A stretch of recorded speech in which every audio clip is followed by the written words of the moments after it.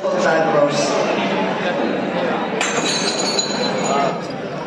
Aquesta actuació està confeccionada, com ja vos hem dit, per a recordar els inicis del grup de danses de saló i, sobretot, està dedicada a la memòria de la nostra Manolita Castells.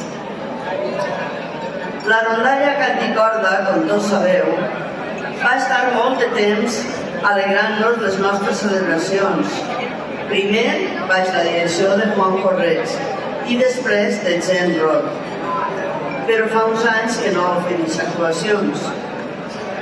No obstant, tenim la sort de comptar esta nit amb la rondalla d'Anilla, de la qual tant la nostra Manolita com jo mateixa vam formar part durant uns anys.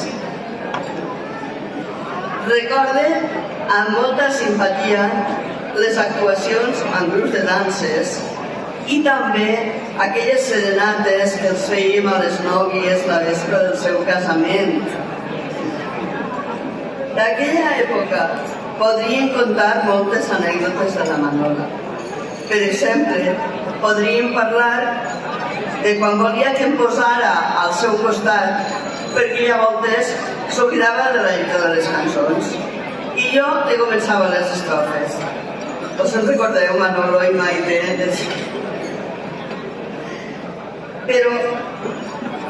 Però això realment no tenia importància, perquè ella, com diu Manolo, era una artista de cap a peus, una vedet total amb una veu preciosa.